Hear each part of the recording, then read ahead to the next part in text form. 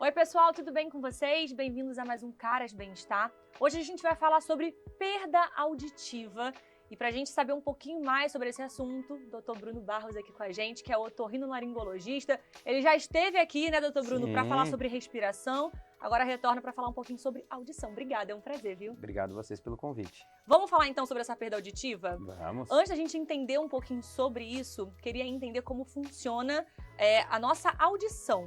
De que forma? Eu sei que a gente é leigo, a gente não sabe muito a fundo, mas de um olhar médico, como que funciona? Não, é super importante entender como funciona, até para a gente entender o que leva a ter perda de audição e como a gente vai reabilitar.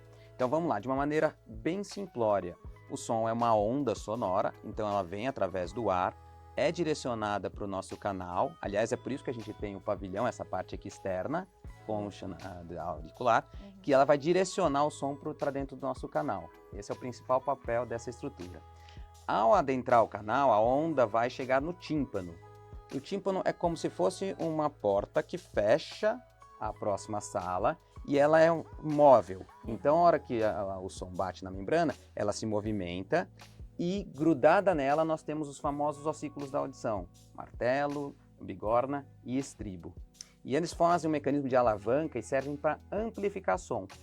Quando a gente saiu do meio aquático para o meio terrestre, a gente precisou de um amplificador. Então essa estrutura dos ossículos, eles amplificam o som que está vindo, a energia sonora que está vindo.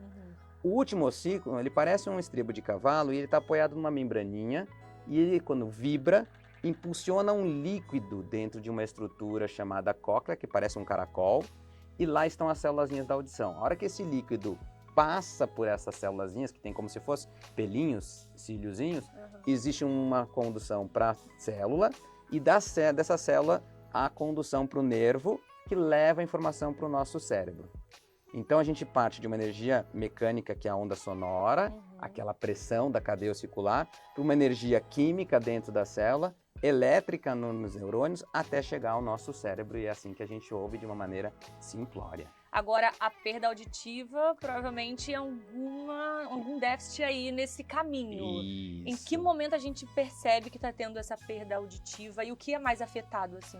Então, nós temos diferentes tipos de perda de audição. Apesar de todo mundo achar, a pessoa não ouve, é tudo igual, não é. A perda auditiva e a surdez são diferentes? São diferentes. Na verdade, a surdez é uma perda auditiva de uma intensidade muito profunda e que aí a pessoa não tem nenhuma capacidade de ouvir, compreender o que está sendo dito. Tá. Mas as perdas, você pode ter uma perda que acontece por problemas no canal, no tímpano e na cadeia de ossículos. E esses tipos de perda a gente vai chamar de perda condutiva. E quando há lesão daquela parte mais interna, daquela estrutura que parece um caracol, onde estão as células da audição ou do nervo, a gente chama de perda neurosensorial. Tá? Então temos essas duas perdas. Exatamente. E aí você ainda vai ter uma classificação pela intensidade. Então, se a perda ela é leve, moderada, severa ou profunda. Essa classificação vai ser baseada no exame de audiometria, no caso dos adultos, e também através de outros exames eletrofisiológicos, no caso da criança, que não dependem de resposta. Tá? E o que causa essa perda? Então, você tem diferentes motivos para ter perda. Vamos pensar na faixa dos idosos, que é a causa mais comum de perda de audição, que é a presbiacusia, ou seja, o desgaste natural e pelo envelhecimento. Então, todo mundo, a partir dos 50 anos, vai ter início o processo de desgaste natural da audição. Então, essas células da audição começam a morrer. Não tem para onde correr. Não tem para onde correr. Beleza. Essa é a principal causa. E aí é interessante, porque o que acontece? Você pode ter uma lesão mais rápida das células, aquelas que têm os cíliozinhos que estão na cóclea, ou das células que compõem o neurônio que vai levar o som lá para cima, o nervo que vai levar o som lá para o cérebro. E dependendo de quanto você tem de desgaste de um ou de outro, você vai ter um impacto diferente na sua perda. Quem perde só as célulazinhas, com um amplificador, ou seja, se a pessoa falar mais alto do lado, ela consegue entender tudo. Aquela pessoa que tem um desgaste mais dos neurônios que compõem o nervo, ela mesmo com um som mais alto não vai conseguir entender direito o que está sendo dito, porque há um erro de processamento, ou seja, o som chega, mas chega todo distorcido. Então não dá para entender o que está sendo dito. Então são aquelas pessoas que mesmo quando aumentam a televisão, por exemplo, então se aumenta a televisão, ainda perdem muita informação. Os sintomas, é somente essa questão da perda ou tem algo a mais que a gente pode ficar atento, assim? Então, na verdade, assim, a queixa principal vai ser essa dificuldade de compreensão.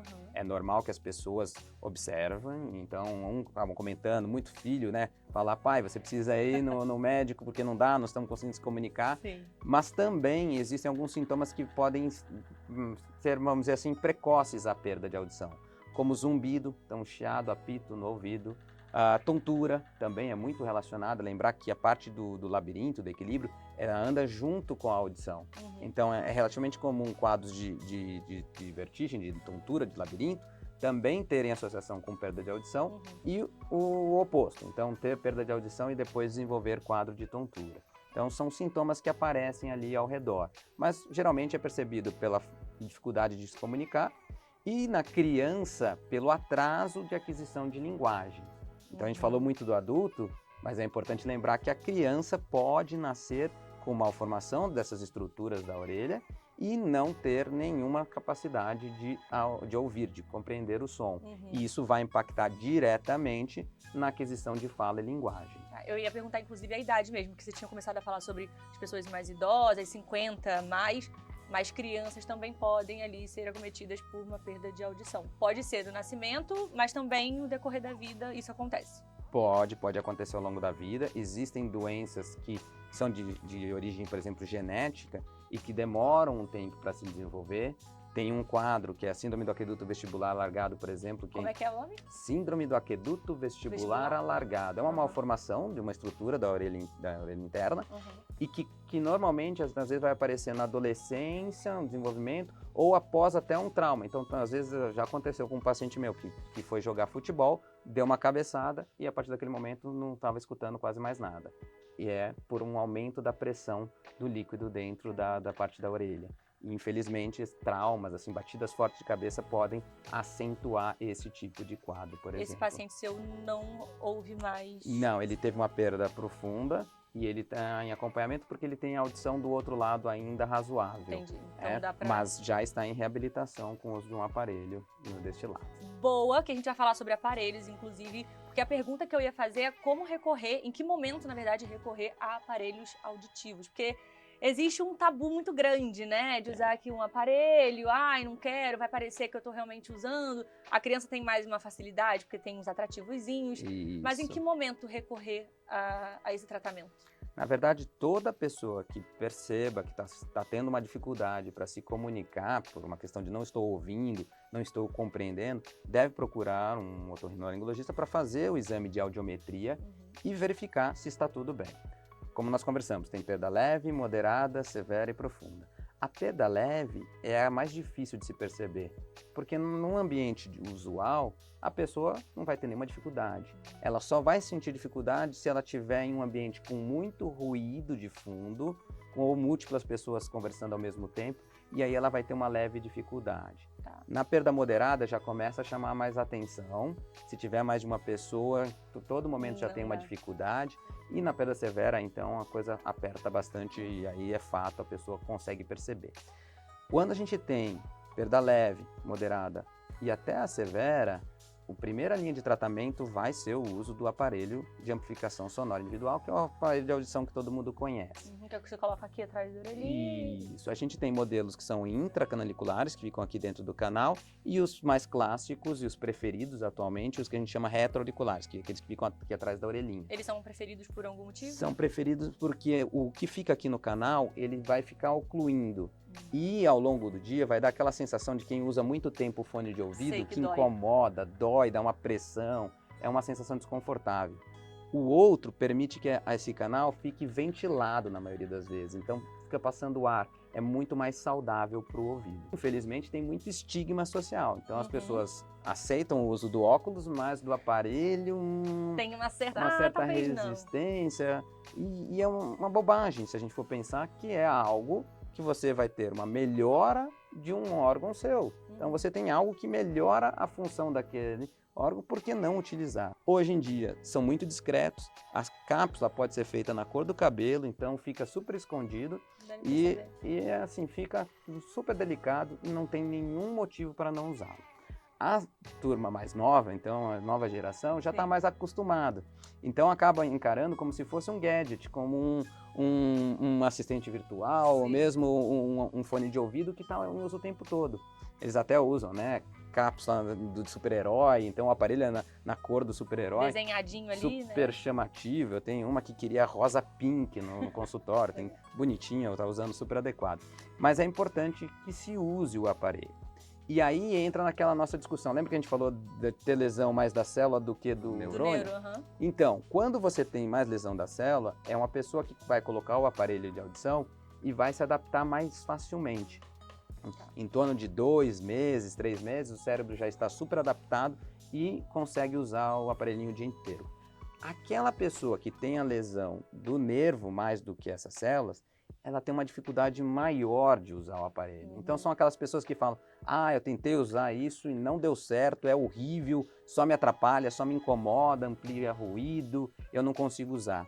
Só que essa pessoa tem que insistir um pouco no uso desse aparelho e depois de alguns meses em que o cérebro começa a se adaptar, o rendimento melhora um pouco e abre a oportunidade de a gente fazer um tipo de terapia chamada processamento auditivo central, que é como se fosse uma fisioterapia pro nervo e melhorar ainda mais esse rendimento.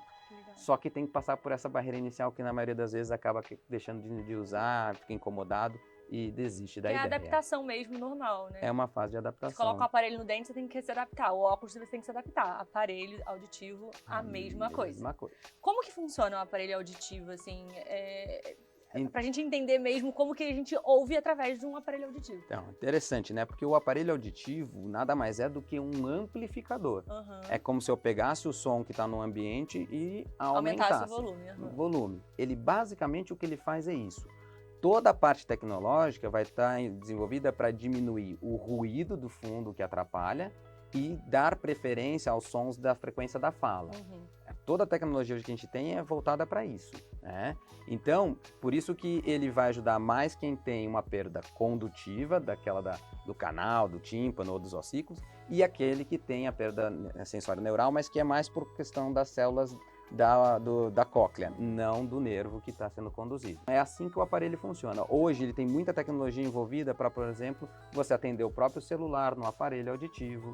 Lá fora eles vêm integrados, e aqui também já começou a ter integração com Alexa, por exemplo, com inteligência artificial. Então você acorda de manhã, coloca o aparelho e já pede para acionar a cafeteira. Então ele já está acionando a cafeteira enquanto você está se arrumando. Então, vários atrativos que estão tornando o uso muito mais interessante. Além, né, de ser também tecnológico na parte do aparelho, tem um implante, que a medicina está bastante tecnológica nessa parte da perda auditiva.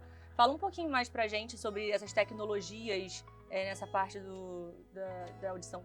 Perfeito. Então, assim, aquelas que têm uma perda severa, que não se adaptaram ao aparelho, ou uma perda profunda, que aí realmente o aparelho não vai trazer nenhum benefício, existe a reabilitação através do implante coclear. O que o implante faz? Nesse caso é necessário uma cirurgia que não é agressiva, uma cirurgia bem controlada, em que a gente insere um feixe de eletrodos, tá? Que ficam dentro daquela estrutura onde estão as célulazinhas da cóclea, aquelas células com cíliozinhos. E aí há uma condução elétrica diretamente para o nervo. Então a gente pula todas as outras etapas e já manda esse estímulo elétrico diretamente para o nervo da audição, né? Quando é bem indicado, porque existem critérios para isso também, não é para todo mundo que tem perda, infelizmente. Então, existem algumas características que nos predizem. Então, se o paciente tem se aquela perda de audição aconteceu há pouco tempo, a chance do resultado é melhor. Entendi. Então, por exemplo, hoje a gente pode fazer em crianças que nasceram surdas, né? Mas quando passa muito tempo, o nervo vai degenerando. E aí, mesmo você colocando o implante lá, o resultado é ruim. Entendi. Então, a gente tem diretrizes que são publicadas pelo SUS, né, pela normatização, mas também que norteiam baseado em guidelines externos e que a gente tem uma indicação muito precisa hoje, já consegue prever se vai ter um bom resultado ou não. Mas quando tem bons resultados é maravilhoso porque você pega uma criança às vezes que nasceu surda e você devolve a audição completamente, desenvolve linguagem, fala, e isso é maravilhoso para a reabilitação, é super importante. É um aparelho que exige, mais uma vez, a cirurgia, uma porção fica por baixo da pele e tem uma parte externa que você acopla por imã aqui na região, que capta o som e transmite lá para dentro para ser transformado nessa energia elétrica que vai ser disparada para o nervo. Além do implante coclear, a gente também tem uma outra tecnologia que é para aquelas pessoas que têm a perda condutiva, então é por um problema do canal ou da cadeia ossicular, e que não tem como usar o aparelho porque o canal aqui está todo fechadinho. Sim. E aí essas são as próteses osteoancoradas e que vibram. Então a gente faz um pequeno procedimento também cirúrgico, coloca um aparelhinho que vai ser acoplado aqui num botãozinho cirúrgico, e aí esse aparelho ele vibra e transmite o som por vibração, ele pula também a parte da cadeia ossicular e já estimula direto as células da cóclea. Então é um outro mecanismo de reabilitação que antes a gente não tinha para pacientes que nasceram, por exemplo, com a orelha totalmente fechadinha e que não podiam usar aparelho de audição e não seriam candidatos ao implante coclear também. Ou seja, muitos avanços, né, que a gente teve nessa área. As pessoas que têm tabu do aparelho, que não é tabu, porque eu acredito que agora também com esses avanços do aparelho, você colocar ali da cor do cabelo, gente, tá ótimo, ninguém vê. Ninguém vê. Mas também pode ter outras opções para você ouvir melhor, digamos assim. Sim. Agora, é uma pergunta, inclusive, que é um pouquinho minha. Tá. O fone de ouvido realmente causa essa perda auditiva? Ouvir o som altão assim? Depende do uso do fone. Tá. Na verdade, sim, o fone é um grande vilão atualmente pelo mau uso que é feito dele. O fone, o que acontece? A pessoa coloca no ouvido e ela quer escutar música, por exemplo. E isso é feito durante deslocamento, por exemplo, numa cidade como São Paulo, em que você tem muito ruído de fundo. E isso vai fazer com que você aumente o volume para poder ficar acima do ruído de fundo. Só que não adianta, aquilo é uma altíssima intensidade que vai levar à lesão auditiva. Então, é difícil porque, assim, em alguns países da Europa, por exemplo, os aparelhos de música, mesmo os celulares, vêm com limitador. Então, não permitem que você passe do certo volume. Verdade. Aqui nós não temos. Nunca encontrei nenhum aparelho que tivesse esse bloqueio. No máximo, há um aviso. Olha, a partir deste momento, você está causando lesão. Porque acima de 85 decibéis, a gente já tem uma agressão importante para o ouvido e poderia ser utilizado por pouco tempo. Se você vai usar o fone, usa num ambiente que não tenha muito ruído de fundo. Então não use no metrô, não use no carro, no deslocamento, não use se locomovendo, andando na rua que tenha muito ruído. Deixe para usar em um ambiente que esteja mais silencioso. E se você vai fazer uso, por exemplo, hoje é muito comum para o home working, então para você poder trabalhar, fazer as reuniões. Se concentrar. Exatamente. Não esqueça de fazer pausas. Então use por um tempo, tire, deixe o ouvido descansar, depois você pode voltar a usar. Porque o problema é o uso mais contínuo.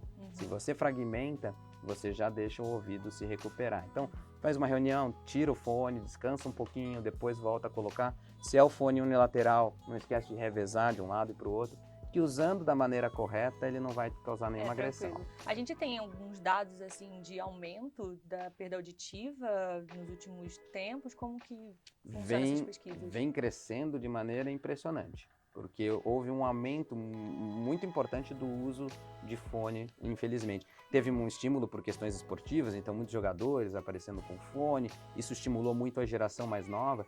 E o que chama a atenção é que a gente vem encontrando jovens com perda de audição definitiva, então machucou, lesionou aquelas células e que elas não nascem novamente. E cada vez de uma maneira mais recorrente. A gente até teve uma campanha há uns 5 anos atrás, mais ou menos, na Sociedade Brasileira de Otorrino, para conscientização dessa perda nos adolescentes por questões de uso do fone. Então é muito importante que se tome cuidado, porque o adolescente ele quer se isolar. E aí não tem jeito, ele vai aumentar o som porque ele não quer ouvir nada ao redor e acaba focando num volume muito alto. Nesse critério, ajuda um pouco se usar aqueles fones que tem o noise cancelling, então o redutor de ruído, né, o abafador de ruído, porque eles reduzem a intensidade do ruído ao redor e aí permite que você não use com uma intensidade tão alta. Perfeito. Bom, para quem então tá tendo esses sintomas que a gente conversou aqui, tá usando muito fone de ouvido alto, tá percebendo que tá perdendo aí a audição, como é que a gente pode te encontrar para você cuidar e também tirar mais dúvidas sobre? Pode me encontrar pelo Instagram, @dr.brunobarros, e também no site www.drbrunobarros.com.br. Doutor Bruno, mais uma vez, muito obrigada. Eu sempre falo aqui, da última vez que a gente conversou, a gente falou sobre respiração, né? Só que eu terminei falando, gente, otorrino é um médico que tem assuntos de diversas áreas do nosso corpo. Então, a gente falou sobre respiração, a gente falou sobre audição, a gente vai voltar para falar sobre outro assunto para que a galera entenda. Será um Fechado? prazer, combinado. A gente tem aqui um combinado com vocês, beleza, doutor Bruno? Mais uma vez, muito obrigada de verdade por tirar essas dúvidas da gente sobre a perda auditiva. Te espero realmente em breve para a gente conversar sobre mais outros assuntos. E você, segue lá o doutor Bruno, tá bom? Tira também as suas dúvidas, segue Caras Brasil e a gente vai continuar por aqui dando muita informação sobre o assunto saúde. Um beijo e tchau, tchau!